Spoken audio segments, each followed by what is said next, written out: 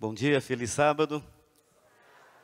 Ontem era por volta de quase 4 horas da tarde. Eu recebi uma ligação do presidente e ele estava me oficializando um chamado para assumir aqui o distrito da Ponte Alta. Há 4 anos atrás, final de outubro de 2016, eu levei um susto quando o secretário da comissão de nomeação da quadrenal leu meu nome para assumir a função de desbravadores e aventureiros. E o meu primeiro discurso foi o seguinte: eu não sou departamental, eu sou pastor. E eu passei 4 anos sendo pastor. E Deus está me devolvendo aquilo que eu estudei, pelo qual me preparei, que é para ser um pastor distrital. Agradeço a experiência, o aprendizado que tive nesses 4 anos. E agradeço a Deus pelo privilégio de poder retornar e estar numa igreja como essa. Já não sou mais novo aqui, né? A gente se conhece um pouco, talvez não o tanto. E espero em Deus que com o tempo a gente se conheça um pouco melhor e nós possamos atender a expectativa da igreja. Eu não esperava rojão, né? Espero atendermos a expectativa e sermos úteis à causa dessa igreja. Entendo os desafios que a igreja enfrentou. A gente presenciou um pouco e 2020 é um ano que é para ficar no esquecimento, mas que nós vamos lembrar pelo resto das nossas vidas. E espero que 2021 seja bem diferente e que a graça de Deus seja sobre nós. Convido vocês a abrirem suas Bíblias no livro de João, Evangelho de João, capítulo 13.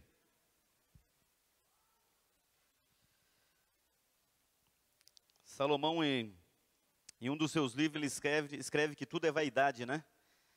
Vaidade passando, a gente precisa ter alguns artefatos aqui para nos auxiliar a enxergar melhor. Evangelho de João, capítulo 13, nos traz a história ou o relato da última ceia que Jesus participou, ou melhor, a instituição da ceia. Até então eles vinham participando da Páscoa, tinha todo o cerimonial da Páscoa, e Jesus agora ele institui um outro cerimonial. E eu diria que tão significativo quanto foi o da Páscoa. E ele começa a descrever passo a passo como deveria funcionar. E o primeiro ponto no Evangelho de Lucas descreve o preparativo. Ele convidou 2 dos seus discípulos a fazer todos os preparativos para essa última ceia. E é interessante que, nesses preparativos, Jesus chega aos discípulos e fala: vocês vão chegar em um local, vão encontrar um homem com jumento, segue ele. E vocês vão chegar na casa dele e perguntar para eles aonde é que eu vou passar a Páscoa. E esses homens prepararam tudo, prepararam o ambiente, prepararam o local. Talvez por ser a primeira vez, ou pela inexperiência, ou talvez pelo nervosismo de estarem responsáveis para organizar algo tão especial, eles esqueceram alguns pontos. Talvez até mesmo a providência divina levaram a eles esquecer de algo que para eles naquele tempo era muito importante. E eu gostaria de lermos juntos aqui alguns versos do capítulo 13, que traz para nós já o momento da ceia. E o que eu quero deixar antes disso é que para nós participarmos da ceia, precisamos de um preparo. Nós precisamos nos prepararmos para esse momento. O apóstolo Paulo descreve que a ceia ela é uma bênção, mas quando feita de maneira errada, ela se torna uma maldição. Por isso temos que haver um preparo individual e também coletivo.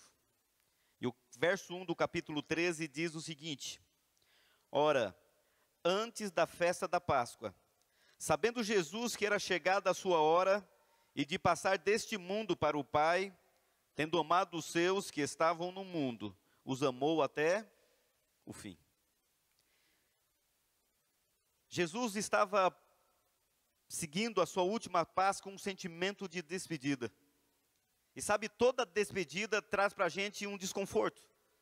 um sentimento de perda, porque se cria amizade, se faz relacionamentos com pessoas, e quando você tem que deixar, isso mexe com a gente. E a nossa vida de pastor, a gente convive com despedidas.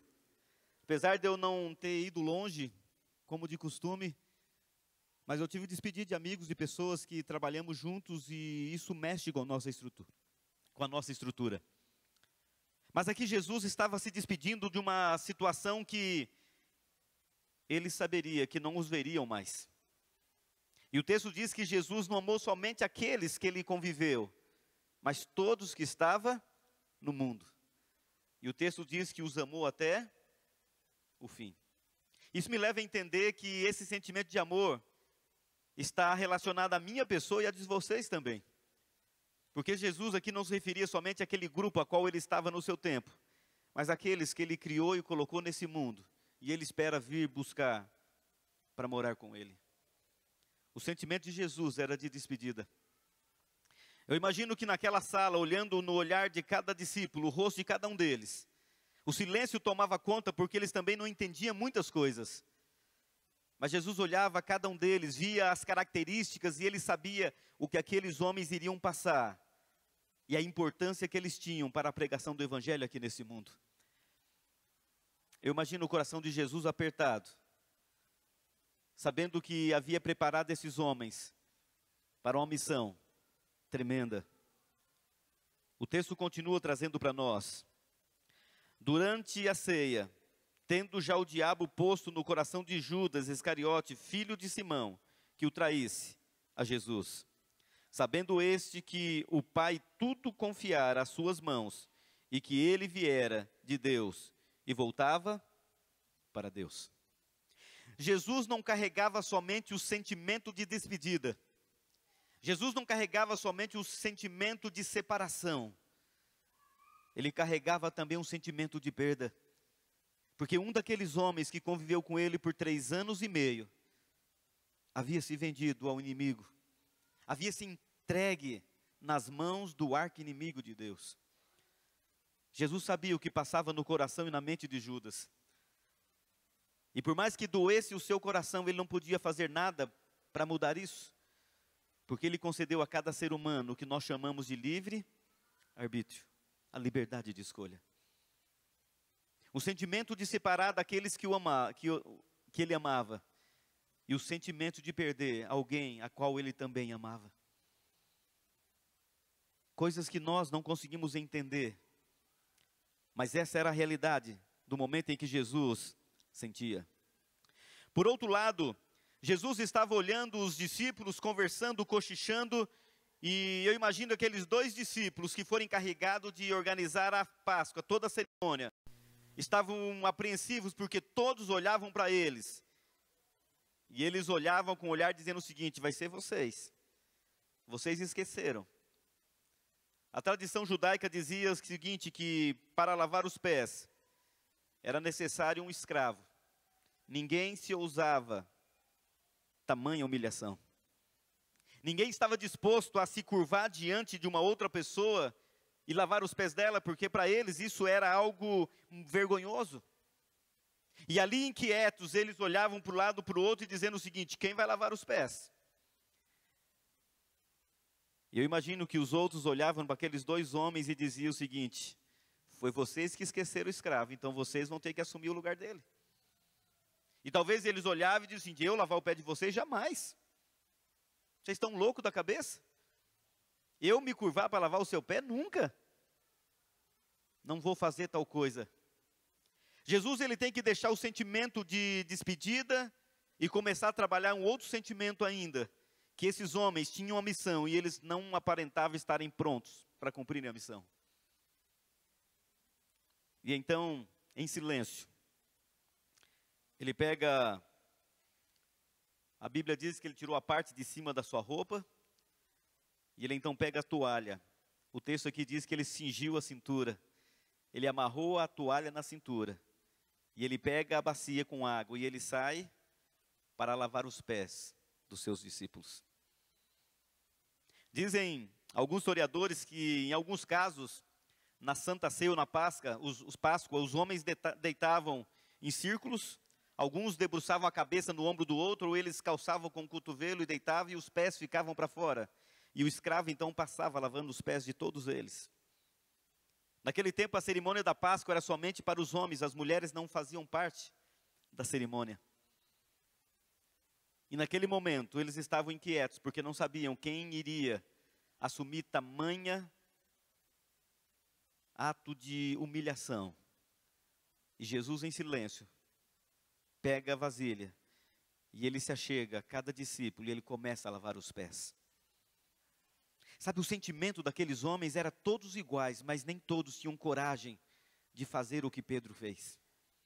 Todos olhavam para Jesus sem entender o que estava acontecendo, e todos talvez pensavam em dizer para ele: Senhor, não é isso, nós temos que lavar o teu pé, não o Senhor o nosso. Mas eles não tinham coragem de pronunciar o sentimento. Até o momento que ele se achegou a Pedro, verso 6. Aproximou-se, pois, de Simão Pedro, e esse lhe disse: Senhor, tu me lavas os pés a mim? Respondeu-lhe Jesus, o verso 7. O que eu faço não sabes agora, compreendê-los-á depois. Disse-lhe Pedro: nunca me lavarás os pés. Eu imagino Pedro olhando para Jesus, um tanto assustado, sem entender, e ele olha e... Eu morei no estado do Acre, lá eles chamam esse tipo de pessoas de ir para frente, né? É aquela pessoa que primeiro fala para depois perguntar o que está acontecendo. Ele não pensa muito, e Pedro era dessa atitude, ele tinha esse temperamento de chegar a qualquer coisa sem saber o que estava acontecendo, assumir, falar, depois entender o que estava passando. E naquele momento ele olha para Jesus e ele diz: Senhor, o Senhor vai lavar meus pés? Jamais. E eu imagino que Pedro, ele fechou um tanto a cara para Jesus, cerrou as testas e falou: nunca o Senhor vai lavar meus pés. Eu imagino que Jesus naquele momento também demonstrou a Pedro o seu descontentamento.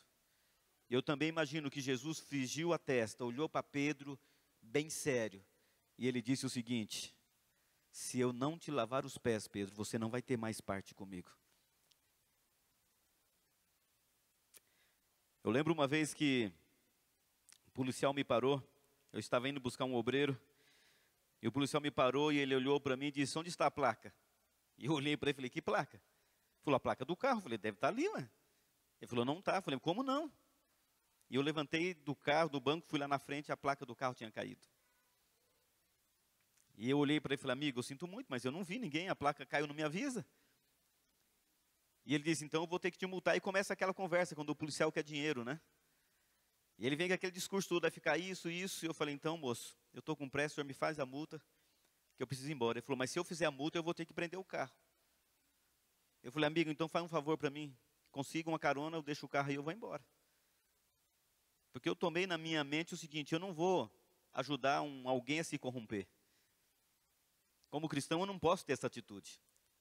E aí ele começou a conversar, e foi conversando, e aí foi levando, e o tempo foi passando, então ele chamou um outro, acho que devia ser o comandante, e o cidadão veio bem devagar, e olhou para mim e disse: e aí, amigo, o que aconteceu?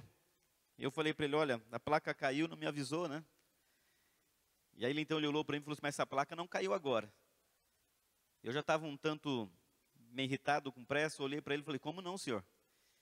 Ele disse: não caiu agora. Então eu olhei com a cara bem séria para ele e falei assim: desse jeito o senhor me ofende. E aí eu vi que ele olhou que eu não gostei muito do comportamento, porque como policial ele pode dizer que eu estou errado, pode me multar, mas dizer que eu sou mentiroso, ele não tem esse direito. E aí ele olhou para mim, viu que eu estava sério, e aí ele já olhou para mim e falou o seguinte: o senhor é corintiano? Já mudou toda a postura. E eu baixei a cabeça assim, falei: mas... Pensei, não falei, né? O cara era grandão, falei: miserável. Aí eu olhei para ele assim, dei um sorriso, falei: depende, se o senhor for, a gente pode ser também, ué. Aí ele olhou: o que a gente faz? Eu falei: não, o senhor que me diz. O que eu posso sugerir para o senhor é o seguinte: o senhor me libera, eu vou chegar na cidade, quero ir em Maringá, eu vou lá, a primeira coisa é com a placa no carro, não tem outro caminho. E como eu não ofereci dinheiro, não dei nem sinal de pegar dinheiro, eles me liberaram. Eu imagino que Jesus olhou para Pedro exatamente como olhei com aquele guarda, E a minha vontade é de olhar para ele e dizer o seguinte: como o senhor vem me ofender desse jeito? Você não tem essa autoridade, mas eu também. Olha a minha estatura, né? O homem parecia um guarda-roupa de 4 portas abertas, com uma farda, cheio de autoridade. A gente tem que se colocar mais ali. Jesus olha a Pedro de maneira séria, e como dizendo o seguinte: Pedro, é a última chance que eu te dou. Se você não deixar, acabou. E Pedro percebeu de tão maneira que Pedro mudou tudo. Eu imagino que Pedro, sem graça, deu um sorrisinho amarelo, olhou para Jesus e falou: Senhor, já que é assim, então me dá um banho por completo. Lava da cabeça aos pés. E na minha mente vem a cena, Jesus dando um sorriso, olhando para Pedro, balançando a cabeça, como dizendo: ei, Pedro, você não tem jeito mesmo, né? Mas entenda uma coisa, Pedro. Quem já tomou banho, não precisa tomar banho de novo. Basta lavar os pés. O que Jesus está dizendo para nós é o seguinte: quem já foi batizado nas águas, não precisa toda vez que pecar ser batizado. Já imaginou isso? Se fosse assim, nós não sairíamos do tempo. Estava todo mundo lá dentro agora, né? Apesar que não seria um mau negócio nesse calor que está aqui. Mas todos nós teríamos que estar ali o tempo todo. E é por isso que Jesus, quem já tomou banho, até usa aqui uma linguagem de goiano. Porque o goiano fala assim: vou banhar, né? O paraense fala assim: vou tomar banho. E aqui diz: para quem já banhou, não precisa se lavar de novo, basta lavar os pés. Jesus se debruça na frente de Pedro e lava os pés de Pedro. E em seguida, eles partem para o símbolo da Páscoa, que hoje conhecemos como da ceia. O que eu quero deixar para nós, queridos irmãos, ao participarmos da ceia esta manhã, e o que a Bíblia nos diz, que a ceia foi feita para os pecadores. Se você não tem pecado, você não precisa participar da ceia. Se você é pecador e se considera o pior deles, pode ter certeza, a ceia foi feita para você. A ceia foi feita como uma espécie de batismo para nós reconciliarmos com o nosso Deus. Hoje seria o dia que nós teríamos que olhar o nosso certificado de batismo. Lembra lá dos votos que tem no certificado? De nós lermos todos eles e olharmos aonde nós temos fracassado, caído. É o momento de refazermos o nosso compromisso com Deus. Aquele voto que fizemos no dia do batismo, hoje é o dia de refazermos com Deus. Deus está dando para nós a oportunidade de reconciliarmos com Deus e uns com os outros. A cerimônia do lava-pés para os discípulos era o momento mais crítico e mais humilhante da vida deles. Jesus deixou uma lição para eles. E eu digo que a cerimônia do lava-pés é um dos momentos que mais se assemelha ao céu. E você talvez pense: mas como assim? Porque lá no céu não vai ter bonito nem feio, rico nem pobre. Todos seremos iguais. No momento do lava-pés é o momento em que nós nos igualamos. É o momento em que nós se curvamos um diante do outro. Não importa o quanto de dinheiro você tenha, qual a posição que você ocupa, no momento do lava-pés nós somos todos iguais. Por isso eu digo que ela se assemelha à nossa convivência no céu. Foi essa lição que Jesus disse aos discípulos: olha, eu sou o mestre de vocês, mas nesse momento, ao lavar os pés, eu não estou me humilhando. Eu estou ensinando vocês como devem ser feito. O verso 13, ele diz o seguinte: vós me chamais de mestre, e o Senhor, e dizeis bem, porque eu sou. Ora, se eu, sendo o Senhor e o mestre, vos lavei os pés, também vós deveis lavar os pés uns dos outros. E o verso 15 ele diz: eu vim para vos dar o exemplo. Assim como eu fiz, façais vós também. Após ter terminado, Jesus parte para a segunda parte, que foi os emblemas. Eu sei que a igreja aqui já lavou os pés. Para ser sincero, eu estou me sentindo aqui igual o Rogério Ceni quando assumiu o Flamengo, já entrou no meio do campeonato. Eu só não quero ter o mesmo sentimento que ele teve depois, né? Eu cheguei aqui, o negócio está tudo pronto. E eu fico feliz por isso, por ter liderança capaz que, posso dizer num português nosso, assumiu toda a bronca, pegou o boi pelo chifre. E é gratificante como pastor você chegar, as coisas estão tudo organizadas e você só deixar ser levado pelo vácuo. E eu gostaria de convidar os nossos anciãos que estarão à frente, para que nós possamos então passar para a segunda parte da ceia. Nós já lavamos os pés, nós já, posso dizer, nos purificamos de alguma maneira, mas agora vamos participar dos emblemas, que é o pão e o suco. E eu quero dizer para você, talvez que está nos visitando, talvez você que não é membro dessa igreja, sinta-se à vontade. Se você achar que deve participar da ceia, fica a seu critério. Se você achar que não se sente bem para fazê-lo, também não tem problema. Como eu disse, a ceia foi feita para os pecadores. Entendo que é para todos nós.